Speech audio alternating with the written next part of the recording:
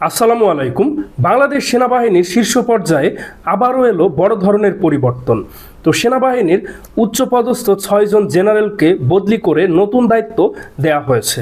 তো বদলি হওয়া সেনাবাহিনীর এই 6 জন কর্মকর্তাদের মধ্যে 2 জন লেফটেন্যান্ট জেনারেল, যেটা সেনাবাহিনীর দ্বিতীয় সর্বোচ্চ পদমর্যাদা, এবং 4 জন মেজর জেনারেল।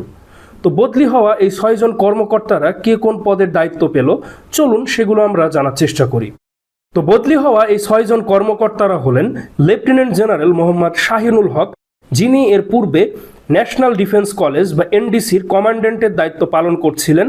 তো বর্তমানে সেখান থেকে তাকে বদলি করে সেনা সদরের কোয়ার্টার মাস্টার জেনারেলের দায়িত্ব দেওয়া হয়েছে।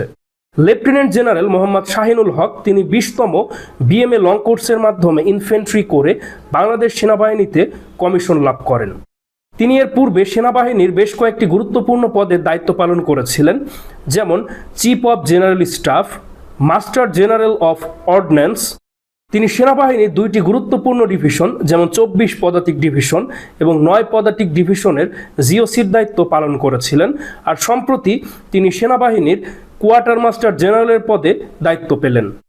পরবর্তীতে যিনি রয়েছেন তিনি হলেন লেফটেন্যান্ট জেনারেল মোহাম্মদ ফয়জুর রহমান, যিনি এর পূর্বে কোয়ার্টার মাস্টার জেনারেলের দায়িত্ব পালন করছিলেন। এখন তাকে সেখান থেকে বদলি করে ন্যাশনাল ডিফেন্স কলেজের কমান্ড্যান্টের দায়িত্ব দেওয়া হলো।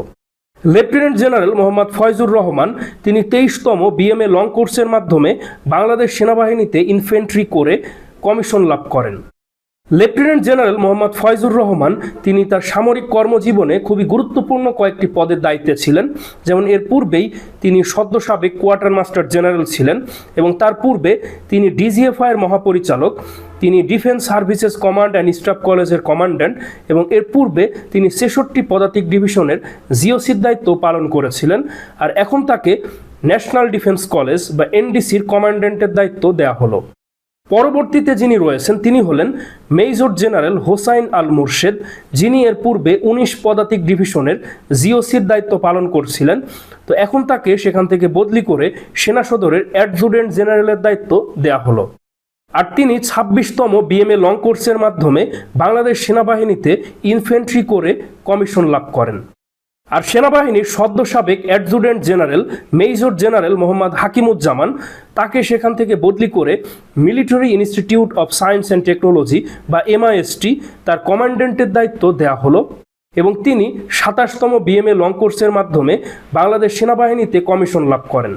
আর এমআইএসটির সদ্য সাবেক commandant major general Mohammad Nasim Parvez, তো তাকে সেখান থেকে বদলি করে পররাষ্ট্র মন্ত্রণালয়ের রাষ্ট্রদূত হিসাবে দায়িত্ব দেওয়া হয়েছে। আর তিনি বাংলাদেশ সেনাবাহিনীতে 25তম বিএমএ লং কোর্সের মাধ্যমে কমিশন লাভ করেন। আর সর্বশেষ 66 পদাতিক ডিভিশনের সদ্য সাবেক GOC major general Mohammad Kamrul হাসানকে সেখান থেকে বদলি করে সেনা সদরের লজিস্টিক এরিয়ার এরিয়া কমান্ডারের দায়িত্ব দেওয়া হলো এবং তিনি বাংলাদেশ সেনাবাহিনীতে 28তম বিএমএ লং কোর্সের মাধ্যমে কমিশন লাভ করেছেন। আর লজিস্টিক এরিয়া এর সদ্য সাবেক area commander major general Mohammad Mostagausur Rahman তিনি নিয়মিত অবসরে যাচ্ছেন।